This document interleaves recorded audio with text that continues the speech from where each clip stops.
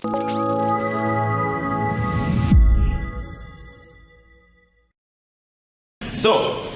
without further ado, the first data story playbook is from Kate Gerard. Now, it's really a pleasure and an honor to welcome her on the stage because we had some conversations, I think for the past 1.5, 2 years. She joined one of our online sessions as well. Well, Kate, she has a rich background in her previous role. She used to be the director of data enablement over at Expedia. She brought all that experience to Miro. I think most of you guys are familiar with Miro. It's a tool that we love using. It's an online collaboration tool. It's growing quickly, very exciting, and she's the head of marketing analytics there. And when she joined our masterclass, in the online session, we always kind of follow up people and ask what you've learned and what was your key takeaway, what are you going to take in the organization, kind of the plan, but we also dig in, did you find that you have some sort of playbook that the others were really excited about and actually want your questions around? And usually people can find their superpowers, like I didn't even know, it's kind of like water to the fish. It's like, oh, this is just second nature to me. I've been doing this for a while, but a lot of people ask questions and we got great feedback. So people told me that, wow, Kate's approach to building a culture of experimentation, and that was super valuable to me. So I followed up, we had some back and forth, and we had a great podcast. If you follow the podcast, it's one of the latest episodes where she shares some of her playbook, and then today, for the first time, she's gonna do an exclusive rundown, kind of an extended version of it with some very cool workshop exercises as well. So without further ado, welcome on the stage, Kate Gerard. I'm so excited to be here today. I think we've already talked a lot about culture, and we've also gotten to a point where in many of our small discussions, we know that we hit a block when we start talking about those are some hard problems to solve that seems like it has something to do with culture. And so today we're going to kind of zoom out a bit to talk about how to think of some of the cultural changes that we need from our companies, maybe some that we need top down, maybe some that we can drive, and maybe some that our teams can drive from a bottom up perspective. And I really want to think about, of all of the cultural changes we can make, there are many of them, focusing a bit more about a culture of innovation. To me, this idea about innovation resonates. We've done some research at Miro that I'm going to share with you around innovation and really why it resonates with leaders. And then go into some pretty specifics about some of the ways that we've been able to build a culture that innovates at a company I worked for here in Austin, the vacation rental business part of Expedia. And that innovation was really driven by building a culture of testing and learning. I think this is really consistent with a lot of what we talked about yesterday, and I hope you enjoy it. So there's a lot to this idea of building a data-driven culture with innovation. I think one of the biggest things I wanted to start with is that, to me, the goal here is really around getting to what we talked about yesterday morning and being truly data-driven. And I really loved the thinking around data-informed versus data-driven. To me, what some of the places I think about being truly data-driven, it's the culture change that's needed to infuse data in the biggest decisions we're making as a company.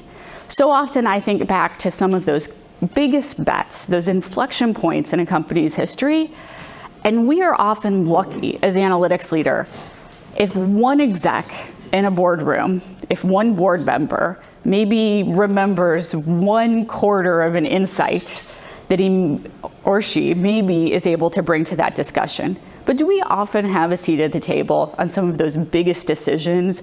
Do we invest in a completely new market? Are we going to completely overhaul our pricing strategy? Should we add, a 300-person sales team? Are we always at a seat at that table? Not necessarily. I think some of this culture change is really around how can we break down some of those barriers to bringing data into those big decisions, and particularly around how do we get our analysts off the bench and into those discussions more frequently. When I think about some of this, that's not true for every company, right? There are a lot of companies where they're not making those big bets and biggest decisions based only on anecdotes or the highest paid person's opinions. There are a lot of companies that are absolutely built on data, and those really are some of these tech giants who are digital first, online first companies. And so they don't talk as much as they used to 5 to 10 years ago about how crucial experimentation is and this idea of testing and learning in their DNA, but I guarantee you it's still there. In some ways, this is kind of what Laszlo is talking about. They don't even talk about, because why else? What else would they do? I interviewed some of my colleagues, and when you leave a tech company and you go to another company, it can sometimes be shocking. You go, are you serious? We're really not going to run an experiment? It's that ingrained in their DNA. I think there's something to share with all of our companies about the lessons we can learn from there. It's not directly applicable. It is way easier to test and learn and run these experiments in online companies, but there are still some nuggets. And then finally, the last piece I want to talk about with culture and innovation is I really feel strongly that data and analytics leaders are uniquely positioned to drive some of this cultural change. It is tough, all cultural change is tough, but this idea about really pushing innovation, I think we all can lay claim to it and really be a key part of driving. So some of the challenges, I said this isn't easy, that I think about is that, we talked yesterday, we have made significant investments in data. We're now at, I think, an accountability inflection point. Executives expect increased contributions from analytics, not just to do the reporting, but to actually drive business results. We've given you the budgets, we've made the investments, to some extent you've got the cloud platform, maybe not. And where are my results? Similarly, we have at times too much data, right? Very different problem than we had 10 years ago. And our analytics teams really quickly can start to just sit on it. We're sitting on piles of unused data. We're sitting on partial insights that never actually made it to the business, never actually drove that change in behavior. At least I am. And we've got a lot of ideas in our teams. We've hired really bright folks. We've started to train them, but they're not actually connecting with the business consistently, at least on some of my teams. And then the final piece is, I think especially analysts and to some extent leaders like ourselves are lacking the credibility and the confidence and the context to get in there with business leaders. Some of us have made more progress than others, but particularly those of you who have gone through a cultural change where you're taking a team of BI developers or reporting analysts and trying to move them into a business analytics career, it can be tough. And so we often instead find business leaders go back to what's comfortable. It's the anecdotes, and sometimes it's even that maybe you've seen this abbreviation, HIPPOs, the highest paid person's opinion. We also know that culture change is really hard. None of this is easy, and I don't want to be disingenuous there. But there are some opportunities, right? We've got this lesson from tech companies. They found it to work, and my goodness, they're certainly driving much of the global economy today, at least in market cap. We've also seen, and what I want to share with you today, is that this idea of innovation based off of experimentation, based off of learning and continuous learning, helps to get us from some of these unused data insights that sit on the shelf into the game and starting to drive business impact. It's a first step in, because so often can it be hard for a junior analyst to come to a vice president and say, I've figured it out. I know the solution to your biggest business problem. I have the answer to our pricing challenges, and I have the credibility. They just laugh at them. I mean, even if you get somebody who's a great communicator, right? They go, I don't know who this kid is that you hired, Kate. And so what I have been able to see, though, is if I put that analyst in a room and say, let's try it. Let's just give it a shot. Let's de-risk, let's leverage, let's try to figure out a small step we could take based off my data and my insights that are just sitting on the shelf here. Maybe we can take a step forward. I also think that this is a really fun place for analysts to play. They are great at this. They are often very strong in structured thinking, in analytical thinking, and root cause analysis. Many of them have great stats backgrounds. they're fluent in R, they're fluent in Python. The statistics in running types of online experimentation or any experiments are so much cheaper than they used to be. And many of them actually took quite a few classes in this in college or a master's degree. They also have data that nobody else has. They're often sitting on some data to start forming these hypotheses that we don't see other places. And then I'd say that, you put all of those pieces together, I think we as leaders are well positioned to start changing some of the culture. So I talked a little at the beginning about innovation. That's a big word. It means a lot of things to a lot of people, but I think there's a direct connection between innovation and a more specific idea of like trying things. And so Miro did some research on this, and really we just found that 82% of leaders believe a company will become extinct within 5 years if it fails to innovate. I don't think this is particularly surprising, but when it comes to trying to find executive sponsors who are interested in changing culture, I think starting with a conversation around innovation and our need to innovate can be a way to start building some resonance. And then you start to think about, well, why aren't we more innovative? We've done a lot of research looking at this, and certainly there is a decent, our biggest drivers around technological work, a lot of the silos and organizational work that we've talked about. But this one thing that I really want to focus on is that there is still, a pretty even distribution here with a somewhat strong driver from cultural. What is getting in the way of innovation? That's actually about people. It's about how we work, how we communicate, how we think.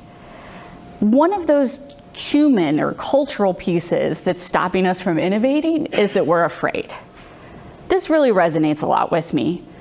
And I think it resonates a lot with some of our junior analysts too, which is we're afraid of making the wrong investments.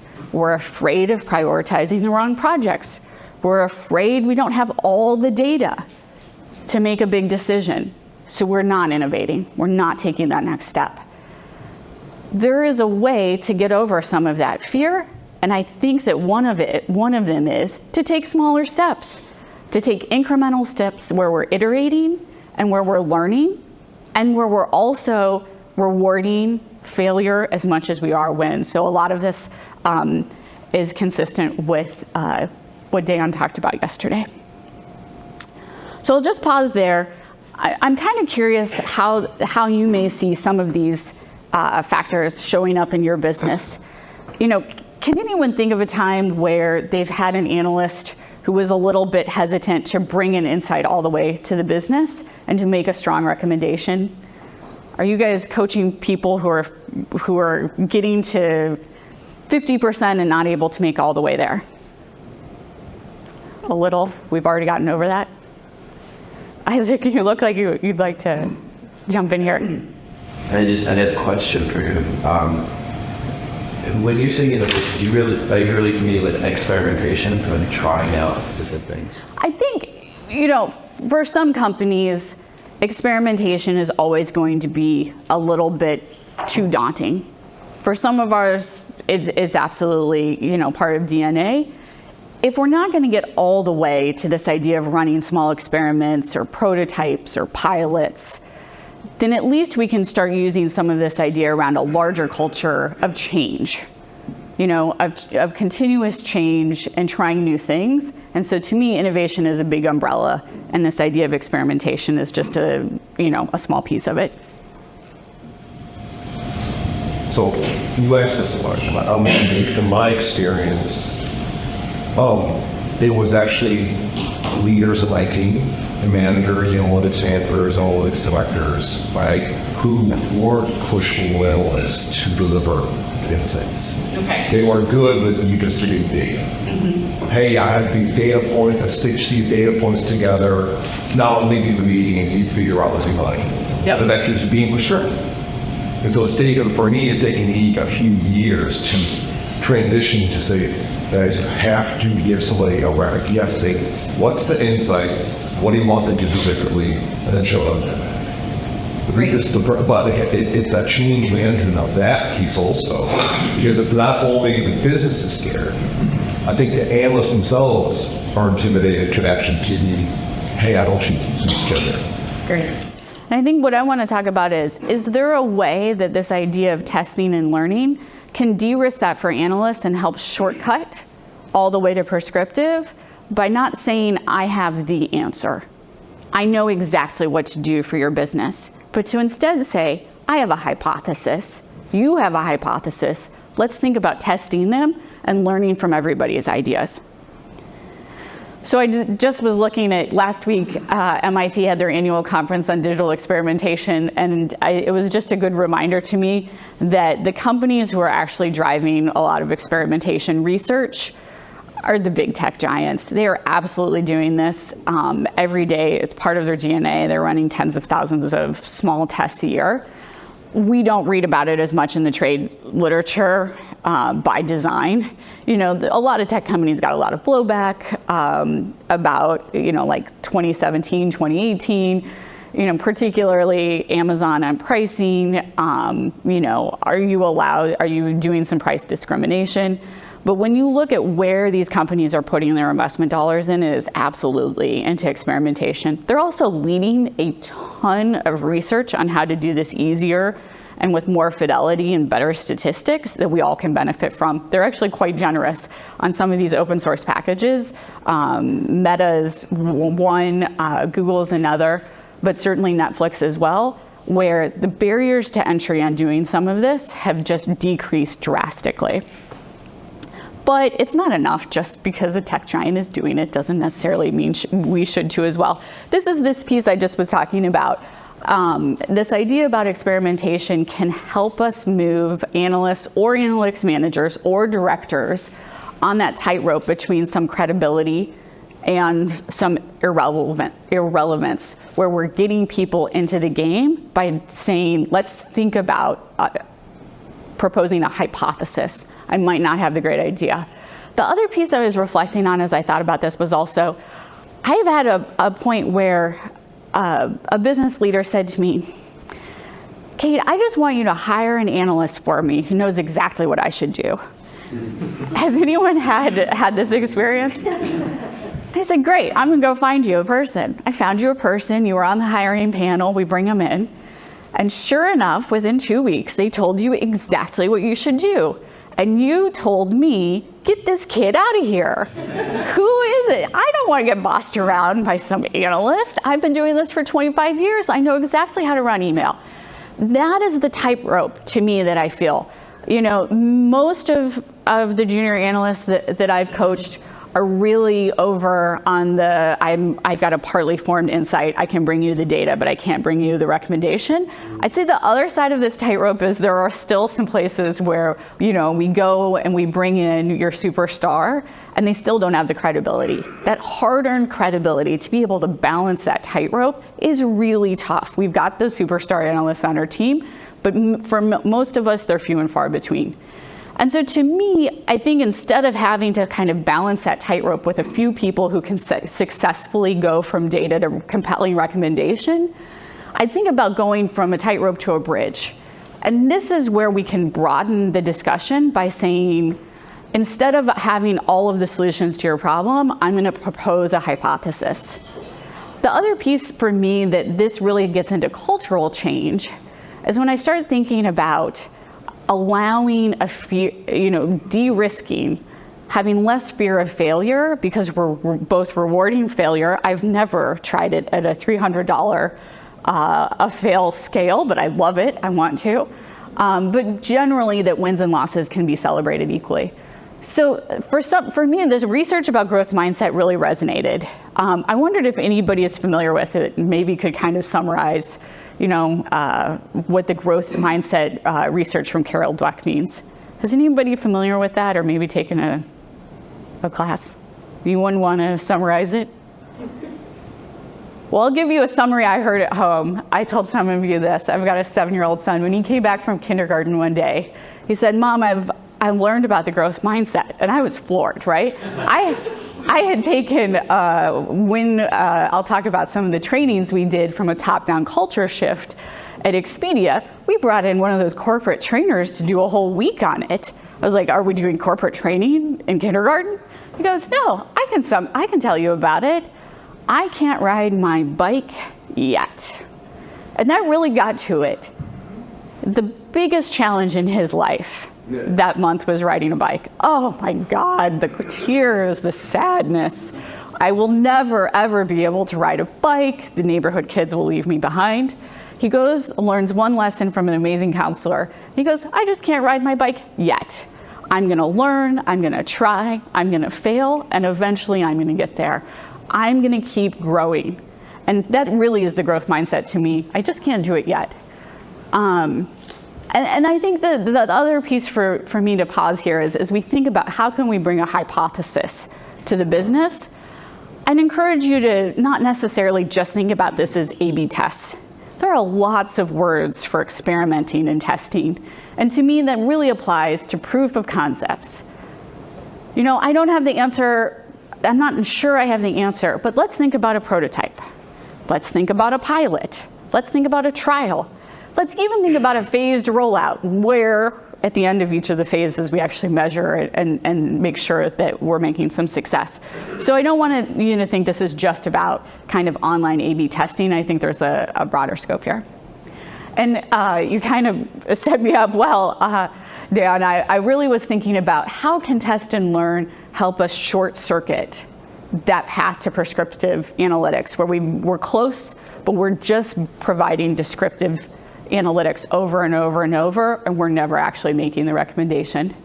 So this is kind of a, you've all seen this analytics maturity model. It's a simplification, but it also got me thinking about when I was successful at this and I got an analyst to actually do this and make this prescriptive recommendation, who didn't? Who wasn't able to come along on that journey with me, right? Not everybody. And so there's much more change management behind the scenes, I think, that happens than just saying, hey guys, just propose a test. The other thing that I learned the hard way through some of this, trying to move to a culture of experimentation, is that those HR people have a point. Those HR people that we work with, some of them are amazing practitioners, but they have some frameworks that aren't just our maturity model. They have change management frameworks. You can have a whole department of people who are experts in change management. They were crucial to helping me along the way to understand change curves and where we were at on change curves when I was trying to get these analysts to make these prescriptive recommendations. And then not everybody made those. And so I'd also encourage you, if you're thinking about making some of these cultural changes, the great news is I don't think that literature about change management is actually that hard to get into. I was super skeptical of it early in my career. My background's in economics, and I was like, this is not science. Come on, you guys are just summarizing a bunch of stuff. Now I'm at a point where I'm like, maybe it's not science, but it works. It's been around for 20, 30 years. And so if you're interested in driving some cultural change, I'd also encourage you not just to look at analytics maturity models, but kind of broader change management models. I mean, 20 minutes in reading some of these articles, may give you some good ideas. Okay, so I'm gonna kind of pause there. Before I get into some of our learned experiences that were really hands-on at Expedia Group, just want to make sure any other questions about kind of going through some of these bigger shifts in this idea of proposing a hypothesis to get our teams in the game. I kind of have two questions. I had one before, but when you put up prescriptive, it reminded me of something that happened at my job.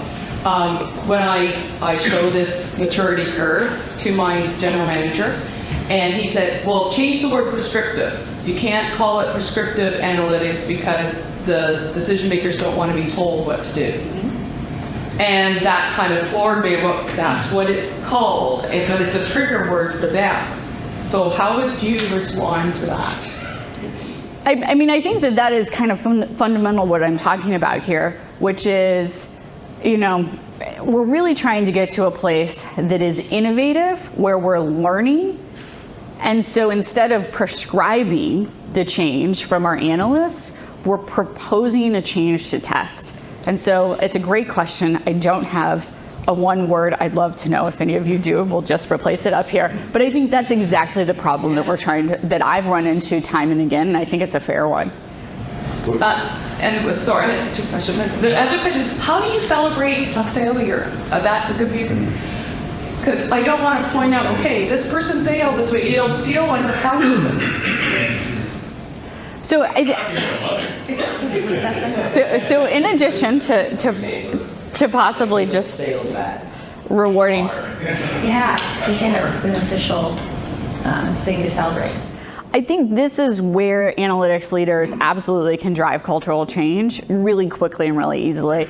And to me, this is where a culture of innovation, a culture of trying things and testing and learning comes into the learning piece. And so to me, it is not that we're celebrating failure, it's that we're celebrating learning. And we are driving valuable learnings, whether something works or doesn't. And so especially when we got into the patterns of having long-term experiment roadmaps where we would say, we're gonna test this and learn something. If it is successful, we're gonna run this test. If it's not successful, we will have learned. And then we will make a different change and we'll run some other type of test. And I think that for me, there were some execs that I was able to work with who really helped open my eye to the financial benefits of learning, who really thought about learning as leverage in the business, and particularly some CFOs who I would talk with about planning marketing budgets. And they'd say, how much do I have to spend to learn? That was such a fun question as an analytics leader, right? Like, I can give you that answer.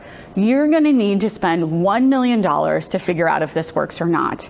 And once you spend that $1 million, if it works, you can spend $100 million and you're gonna make it all back. If it doesn't, you're going to have spent that $1 million and then we're gonna figure out something else that works. So I really say that to me, the reality of celebrating failure is just celebrating learning, win or lose. So it's understandable why tech companies do this, because it's much easier to do an experiment when it's online. In fact, sometimes the analysts can do it themselves, won't even need anyone else. But how do you think about a scenario where it requires other people to implement even experiments, a lot of coordination, a lot of cost? Yeah. How do you think about that balance where the cost of even an experiment is convincing people, trying things out, thinking what's better? That to me is where the culture change has to happen. And so we're going to talk a little bit about some of those experiences because at Verbo and Expedia, the first round of culture of change we did was even getting an old paper-based subscription business to become an online business. So we actually had to go through that shift first and bring experimentation along the way. I think that, so my short answer to you is that's what the culture change is you have to be bought in as a company or at least as a team that it is a coordination effort. The hardest challenges my teams faced weren't the tech implementation. They were the project management. I mean, it was Gantt charts. I mean, we were overtaking like classes from TPMs to try to better communicate contingency management. We were way out of our game, but I agree with you completely. Would you say that approach, that mindset approach also be embedded in the strategy? Because I think that all companies talk about innovation, right? It's a buzzword too. But maybe we are very developing, particularly if we are not a technology company. I'm talking about that concept. We talk about innovation, but we don't necessarily know what's, or are very hesitant to accept that failure is part of real innovation, or trying to move on to something new and apply new ideas more. So maybe if it's spelled within the strategy, that can always be referred to as something we need to support as leaders, to have really executive support for doing that. That to me is one of those tough culture shifts that I think you have to have some strong executive sponsorship with, and I think you can get there, but absolutely, by the time you get to kind of tech company levels of kind of being all in on experimentation, strategic goals are actually numbers of experiments. I mean, when you talk to, I like interviewing a lot of my ex-competitors at Booking.com, I'd say, well, what were your key metrics? And they go, number of experiments. I was like, but you've got to be kidding me. Like, that can't actually be the only, that was it? The number of experiments we ran was absolutely where I was grading the team. And whether those basically the business metric becomes, did they, run those experiments on the right optimization? But absolutely, strategy tied to rewarding the pace. This is where you start setting OKRs and goals around how many experiments, how big of impact, how many basis points of impact can we drive, is where you start to see some of those benefits compound. I have something here. And we started this with our organization as well. It's been here. And the place we started was, what are some of the business units where you're making the highest ticket value investments? So for us, it is media. Almost average spend over $300 million. So we started there. And the way we celebrated failure was for every experiment that we tried to do, if we can't succeed, we went and told the media team, we should not be doing it, this will stay, we'll just crush by. And then, so our test was a smaller scale. So for us, failure was, okay, should we invest on first-party data for public environment platforms? Okay, let's try it in 5 DMAs and see if it succeeds or not. If it doesn't succeed, you're on both brand and sales you. Okay, you should not be spending. Okay, if you had gone and done it nationally for at least 2 brands, you will have spent $15.6 million. You spent $300K on this test, we help you save $30.3 million. I like that one. So that's how we've been taking it. But again, to your right, like if the tech companies, like you mentioned, 1,000. For us this year we did 6, and for site innovation. All right. And next year the number is 12. Okay. I'll celebrate that too. Can I add, I'm going to go back here with some of the retarders my hand right here. It's, don't be a bound control now. Look at me. You think I call it failure? You got to call it failure. We literally did. Right? I call it, so sports betting, it's called a bad beat. You almost down there. Oh man, it just didn't go your ways. So I call it a bad beat, right? When I was at Google, I called it something very different. I called it out of the box. Because you're thinking out of the box, trying to innovate, and you get an award for that. It didn't work. I'm not calling it a failure. I also never call it prescriptive, descriptive. I don't have that. And it's just my output of my work. Yeah. The output of the analyst's work, and that's the standard preset. Would it be found on the academic terms that this is using? Because I actually think it's a function. Yeah, right? Because again, I'm going to give you prescriptive analytics, and someone's going to go, well, I don't want you to tell me what to do. No, I'm just going to give you my output. Yeah. That's all I'm doing. Right? It's a small thing, but for me, it's the lowest there. Yep. And then I think that lowering the barrier is so crucial, because fundamentally a lot of what we're talking about are these cultural barriers to innovation. They're human barriers to innovation. What are these kind of big, scary things that terrify us that we're never going to be able to ride a bike? So, my department, my unit, we have specific margins we have to take. I'm running you guy, right? And so that's the big piece. So when I ask you a direct question, how do I justify the cost to innovate, right? Yep. So the last, one of the big innovations that we did for machine learning, I found $1 million. Okay, that was $1 million that I went and got, and I got grants in order to do it and whatnot. So it was no impact to the company, it was no impact to my boss. Everybody's happy, right? But again, right, I'm revenue, I have margins. Every year, my margins go up. So how do I justify this testing and failing, if you will, right, or whatnot, to say, hey, by the way, you're going to keep funding my experimentation here, but I might lose 5 points.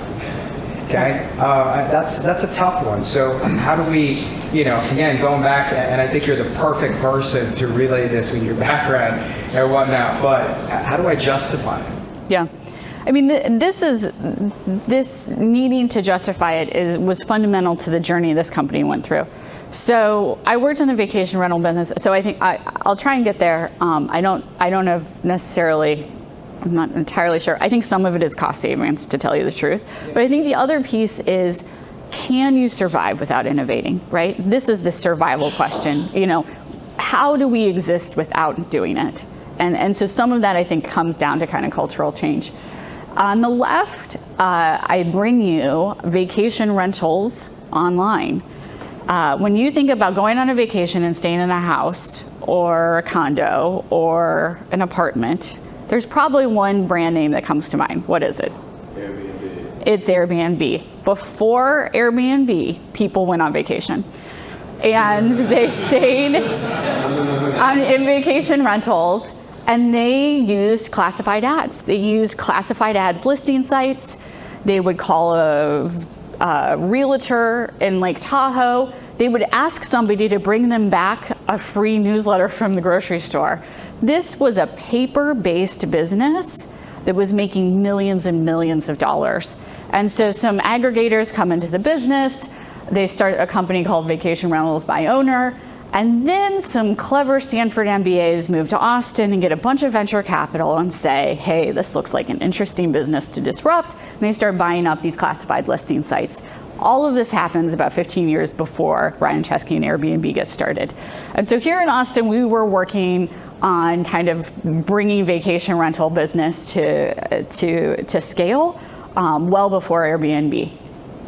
This classified ads listing site, I went back to some of the history. When these venture capitalists bought out this company, they literally based their term sheet on boxes of paper the company sent them that an MBA spent the weekend kind of putting into Access, and he realized their subscription model was it had extraordinary strength in cohorts, and it was going to be worth quickly hundreds of millions of dollars. So this company grows basically from a paper-based business to an online platform really well until they run into Airbnb. And the difference for Airbnb and the disruption and the urgency and the reason we had to innovate was competitive, right? Somebody else is going to come in and disrupt what had been a very successful business.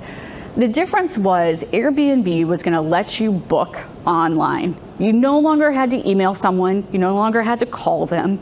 You weren't paying a subscription as a vacation rental owner just to list your site. But Airbnb was going to let you book it directly, and they were going to take a cut. And that disruption was meant that Vrbo wasn't going to exist for another 3 or 4 years if we didn't do something drastic. So we went through a cultural shift to basically become an online booking platform, and that had to come from the top. That was some urgency that was very clear, and it required a ton of cultural transformation. This required, people who had easily been running reports. Maybe they eventually had done them in, Cognos, to completely shift their mindset to be providing real-time data on online bookings. It completely shifted a pricing strategy from one being based off of subscriptions and tiered subscriptions where we extracted a ton of monetary value from subscriptions to monetizing customers and online booking fees. It became a two-sided marketplace. All of that cultural shift actually happened at the end because the company realized that last shift there to basically going from subscriptions to monetizing each booking was going to be a huge hit and a huge disruption. The company was public, and they weren't going to be able to take that hit public as a public company. They had to do it to exist. Airbnb was going to put them out of business in years if they didn't. And they were really thinking they were going to have to go public for a few years. They were talking to PE guys, et cetera. Expedia came in and offered them $3.9 billion in 2015 to say, we're going to give you some cover for this. We think you guys can stay in this game and be a viable competitor with us to Airbnb. It was a surprising price tag in 2015 for sure. Expedia comes in, and when an online first company, one of the first online travel agencies, buy this formerly podunk paper-based company here in Austin, they literally sent their executives to Austin. They moved people from their other travel brands where they had, lived and breathed experimentation, and they made them move here for years. Some of them are still here. That's where I came to this company. One of my clients who ran marketing at hotels.com was this very European man, and I heard he was moving to Austin. I was like, I have to see this. This will be hilarious. This guy has never seen barbecue before. And turns out it was hugely successful. So they do all of this top-down management. where we really changed to a company that is driven by experimentation. We experiment on the pricing curves. We experiment on how you move owners from subscriptions to the online booking. We experiment on how you get to talk to people. Should we still let you send an email or not? Everything was run by experiments. And we ran into plenty of challenges. So even when you have these guys who fly in and move their families and they say, this is the way this company has to be run, it still was hard. And so I wanted to talk through some of those challenges that come across even when you have all of the executive sponsorship. One of them is like, what do we do if the test fails? And so, we've talked about this a little bit. A well-structured test informs the business. And I really would put some emphasis on well-structured. A poorly structured test will only help us learn something if it wins. A well-structured test actually helps us figure out why. Why didn't it win? What can we change? What can we do next? Do you sell it that way? Like, we're going to spend X amount of money, and what we're going to get out of it is this kind of work. Absolutely. Yeah. And we're going to take those learnings and we're going to keep iterating, right? This culture is all about testing and learning and doing it over and iterating. And so this is this place of like, we can always learn more. We actually did the growth mindset training. That was one that I would encourage you if you're really, thinking about going for this, bring your teams along on that journey, do some of those trainings. There were, particularly when you talk to market managers who were working with people who have, taken their retirement savings to buy a vacation rental. People's livelihoods were on the line here. Why would we have to change? And I think that this gets back to your point around, if I'm revenue generating, how can I possibly change? I'd say, how can you possibly not? How can you keep existing if you don't? And so we've done some of that research on innovation and change. I'd also say, start looking at your competitors. Are your competitors staying in one place, or are your competitors changing and learning? One of the tools these Expedia guys brought was, let's systematically look at our competitors. Let's do teardowns of competitors and really understand what's driving them, and then start looking at how they're changing over time. We would start the week with basically a report from Airbnb, and we'd find out they had run 500 tests last week, right? And we had the data on all of them. We hired some firms to watch what they were doing. This test is going to be too long. It's too risky. It's too expensive. And I would say this is the place where I really like this idea of, actually we saved you money by doing this test, right? We helped to mitigate risk, particularly of those big bet decisions that are really hard to roll back. If you're really into the weeds, I'd also kind of call out like being able to build that analytical skill of sizing a test, of understanding how much of an effect do we need to be able to call this and to learn win or lose has gotten so much easier. And so these online calculators, 10 years ago, I was super skeptical of. I had analysts who would do kind of statistical calculations in Excel and they'd be wrong. I've become a convert. And so I'd say, don't worry about getting your analysts to have the great statistics. Use the internet. There's some compelling ones to get you started. Once you get going, then it's time, as you get through that maturity model, to invest in some great statisticians. You certainly can go wrong, and good science is a piece of this, but to get started, think about online calculators. And the final one that I want to spend a little bit of time on is what I heard from marketers, right? So I'm working with marketers, and the products and engineering people, they loved this. It was a breath of fresh air. They were excited to make this digital transformation and start testing and learning. They were sick of the paper. But man, the brand marketer said, I don't want your testing. I am creative. I am a creative person, and you're stifling my creative process. I'd say, I actually think that testing and learning fosters some of that creative process. It brings more voices to the table. And really where I got into this was around the idea of how do you take ideas as a creative person and refine them. And those ideas end up as a hypothesis. And for us, building a great hypothesis was really hard. And we actually used a lot of these constructs around really iterating on a hypothesis and interrogating a hypothesis. Why do you think this will work? Why do you think that this is the right commercial for our customers? Why do you think this will resonate? Let's get into a really clear hypothesis. So we did all of this work that was top down. These execs fly in from Europe and Seattle. They ran growth mindset training. They do tons of training. We infused it with the strategy team. We made it part of the OKRs. We did all of this planning. We ran monthly test and learn reviews where the CEO reviewed every test, and we celebrated wins and learnings equally. And we didn't get all the way there. And so I would actually argue that we as analytics leaders are really well positioned at the nexus of this top-down and this bottoms-up approach, because this is where I had to get involved to say, I can help support tops-down cultural change on innovation, but to get us that final way pushed through, I had to do some bottoms-up work with my stakeholders in the marketing department. I had to really build some of this psychological safety for people to be okay with learning more. And so that's where we get to the next piece of Vrbo's journey. By this point, we're at kind of 2017 and Airbnb is taking off. It looks like, you know, we have made this shift to online bookings. We've done all of the hard work on building a two-sided marketplace. We were making plenty of money, and yet Airbnb just kept getting bigger and bigger and bigger.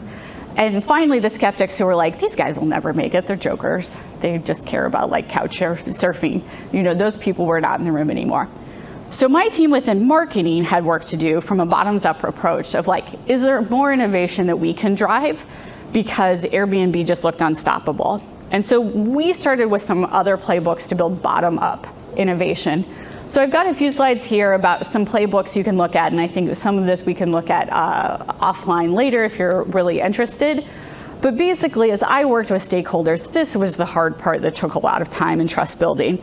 I started with my analytics team, and we thought about tests that we could run. I found some champions within the company. I also found like a PhD in biostats who really helped me. He was a data scientist and he added a ton of credibility quickly. I got some impact and some momentum with executive sponsors. And then I was able to iterate and mature once we democratized it. But I wanted to share quickly just one example of kind of what this really looked like. We actually ran a test on one of the last big bets a company often makes that Airbnb had been killing us, and it was in brand marketing. We had years and years of very expensive TV ads that were just not resonating with customers, but they were very creative.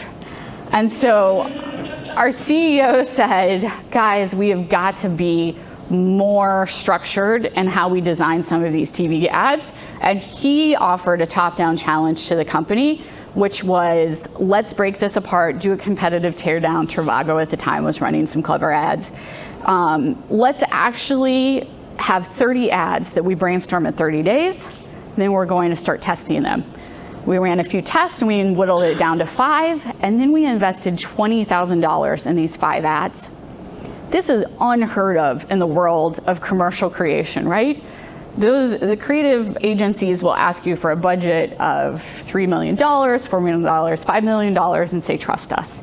And so instead, my team basically designed an experiment where we looked online at how we could leverage both YouTube, and then there's some new technology about online focus groups. And the winner was gonna get to show their ad at the Citrus Bowl. It turns out that the winner not only was the cheapest of all of our concepts to produce, it was the one that none of us expected to win. And this was a really important part, that we showed that even the creatives, you know, and the analysts, none of us had our intuition validated, and this is why data was so powerful. We also found that this wasn't easy. It wasn't actually 30 days. It quickly stretched to 90 days. That ended up being okay. It was really hard to figure out what exactly we wanted to test. And so that's why we use this, you can't really see it, but this is the 5 whys, kind of how you keep iterating on the hypothesis. So I wondered if real quick, as a treat, if you guys would like to watch the winner and take a look and see just how successful. Like forever. So you search for a beach vacation. Sunny beaches, sand beaches, big beaches, small beaches, until you're lost, searching for surfing dogs. But then you find Verbo. And they search millions of homes to find you the perfect beach house, where you won't find your own rooms. And grow bigger than your kitchen back home. And finding out about the girl who likes his school warms your heart even more than the sun. From beach houses to cabins to condos. Travel better together with Verbo. Wow, the creative folks did not love that ad. That ad is completely based off of stock footage. That is about the cheapest ad you could ever produce. The flamingo by the pool, the bling on your phone, all of that stuff. The crying guy in the rain, he's actually in TV, like they use him in TV shows. Like you see that clip all over the internet, to look for it. It was hugely successful. It allowed my analytics team to get our foot in the door, because now that we had some momentum, I could come to them and say, actually based off of this ad, it turns out our next big bet is the name of this company, a rebrand. That's really one of the hardest decisions to bring data into for a marketing analyst. Once we had this success, I was able to then say, let me lead the research on our rebrand. We had been called HomeAway. We shifted to Verbo. It was the clear choice based off of the data. We should have done it 15 years ago. For corporate reasons, we hadn't. Once I had that seat at the table, then we make the rebrand to Verbo. Then we start using the data to actually show us that we can change the CTA to downloads. We were able to then put ourselves in the right place, where by 2019, we started to get traction on app downloads. App downloads are crucial for our business, because versus driving another click to Google, where we still have to pay Google for a booking, we have share of wallet, and we can kind of drive repeat purchases for free. I love this slide I found on the internet this weekend that said, how did Airbnb let this happen? I'm not saying we put Airbnb out of business, but at least we got some attention. That we were able to drive more app downloads from them. There was some luck in this too. COVID happened, and we were well positioned in COVID in our demographics. But it was absolutely a point where without innovation, we weren't going to be part of the conversation in 2 or 3 years. We were able to drive some of that innovation and stay in the game and get a little attention on some of these. So I think we're going to do a few exercises now to kind of think about some of these big decisions, whether it's a rebrand, whether it's a pricing strategy, whether it's invest in new markets, that you would love to bring data into. It's probably a stretch to think that you can come back and say, hey CEO, have you ever thought about becoming a test and learn culture? I think we should start with a tops-down approach. But I do think it's realistic to think that we as analytics leaders can lead some of this bottoms up. And so I'd like you to think about some of those big decisions. We're going to brainstorm some of them, and then think about how we can apply a playbook for some of the analytics-led culture change. So some of the key ingredients that I talked about, you guys mentioned a lot of these already. We can start with things within our analytics team. We don't even have to ask for permission. It's pretty easy to do an account holdout and only show a pricing strategy to half of your accounts. Working with sales has increasingly been receptive to all of this. We can test analytics tools, right? We can test Tableau. We can run tests of particularly predictive models. And I'm super interested in how we can actually bring more structured thinking and how we're evaluating AI, especially for our own teams. And then we get into some of this culture change, where I'd really say that, words matter. And I totally agree here with Dayan about, the hands-on coaching and how we describe this to people. I started hosting hypothesis office hours, where I was literally saying, come to me with all of your bad ideas and let's refine these. Let's use the 5 whys. And then we'd start to do experiment reviews, starting in a really kind of comfortable environment and kind of expanding them out. We eventually added the business urgency. For us, it was this, test around TV ads, where my team was able to lead a high-stakes test. And I think to get the momentum, you have to add the dollar impact. For us, it was how can you quantify the value of these incremental app downloads to our bottom line and top line?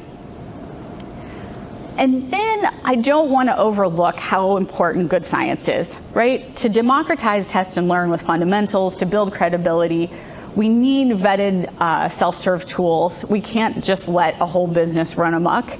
And so this is places where I think your analytics team has an important stake and can really claim this space to say, we're here to ensure good science. We're going to review tests that you run yourselves. We can be the center of excellence, and we're going to lead the really big high stakes tests ourselves. And then finally, if we can be successful bottoms up, I'd say some of that iteration and maturation is really like, how can test inform prioritization? And that gets back to strategy. Suddenly we can say, based off of this test, we're going to recommend that next year's corporate strategy, which used to get set by people who never asked the analysts for anything, should actually, extend a test that we were successful at. How can you leverage a seat at the table? If you're able to get in there, how can you then do something else powerful in analytics? When we ended up doing the rebrand, I wasn't using test and learn, I was just using super obvious data. I didn't get that seat at the table until I had done some of the experimentation. And I really love how can we bring some better rigor to our data science models and our predictive models. Like this is one that for me, it just bugs me. It just bugs me that especially there are data science teams out there who are just like, I have a model and it works. I go, are you sure it works better? And so one of my favorites that's not actually related to the playbook at all, I just would encourage you to hold the data science teams accountable. Hey, let me ask a question related to that. And I liked your podcast, by the way. It's kind of partially the reason that thing. But when I think of what we tend to do, we tend to get the business person to say what they would do, and we deliver something, right? What action did you take? How do you turn this into reality? And a lot of the test and learn that we're doing is in the math space. It's not in the action space, the business space, right? And so then if we deliver something and then we expect the business person to do it, we do field tests, small ways to limit investment. And if it makes money, then we go full bore. That's different, I think, than what you're espousing here, right? You're espousing more than one thing, right? Because you can't, I notice your power analysis and things like that, right? That assumes that we have a assessment control environment in the action space, in the business space, not necessarily just the math space. Does that make sense to people? Absolutely. I think this is really a place that it becomes very challenging. I'd also challenge us though, is that true that it's a hard blocker, that there isn't a test and control out there in the real world, out there in the wild? And in other words, my question is more like, how do you, what's the difference? And is it a big difference, or is it a small difference that's just is this just a tweak to the same model, or is this like a completely different way to do data science in business? I think to me it's a small tweak. I mean, I guess I would say this is about a culture that can be used for both. And it's a culture that can be used for things well within your control that's gonna, honestly, it's just fun. It's fun to have people work on these experiments. It's fun to reward small wins. It's the same playbook to me on the big stakes decision making. And I think they're very closely connected, and building some of these small tests, it's all about building credibility to me to earn your seat for some of the bigger ones. Dan, would you add anything there? I agree. I think they are small teams. It's licensure. Right. Licensure. You guys, this is all knowledge. It's not helpful. I can tell it's something for people in the room. Yeah. It's definitely for people in the business. Innovation's attached to that. And that's how I see it. I'll give you a quick story. Head of marketing goes, how can we have 10% pull up our engineers here our business? It's the best innovation. I can reduce it, right? And he goes, well, how much money are we reducing? I go, but then you flip this, how much money you're gaining by doing tests, right? But in the real world, and going back to your question, I do think it's small because I always think that you can set up control, right? Even in the hard spaces look forward, you can set up tests. It's not impossible. It's just different. right? It's different. You don't operate. A lot of people don't operate. So that's where I think again, this is where it's a cultural shift. It will make people comfortable. So, can I follow? Yeah, it is. And sorry to interrupt to cut you off, but it's like, the other thing I noticed in this conversation and in your podcast is that you very much go after this head on. Like it's explicit. Where I've always taken the right or wrong, I always taken the approach that people don't care about this kind of technical stuff. And so I try to get them to do experimentation, but not necessarily call it experimentation or use any of this language because I'm couching it, right? And it's more about business value than it is about the experimentation. What, talk to the pros and cons of both approaches. Like, do you think that's healthy, or do you select certain people that you speak to this head on, and other people you sort of couch it and make it more? Absolutely. I mean, this is where I go back to some of those change management, best practices. I mean, and really bringing a large group of people on such a disruptive and scary change requires you to have a few champions, to create the sense of urgency, go back and bring everybody else along. And so absolutely, like, my coaching for the most reluctant of those business leaders uses no technical jargon at all, for weeks or months. But I continue to be surprised that everyone in business has come with us on data, right? 10 years ago, people were very hesitant to think that we could even use data to inform some of these decisions. And taking this next step to then use experimentation or structured learning really wasn't that much of a stretch once we started to kind of, demystify it a bit. So I'm on camp heads on for now. But easy for me to say. I've worked at a lot of companies that are leaned a lot more tech, and so I think your mileage may vary.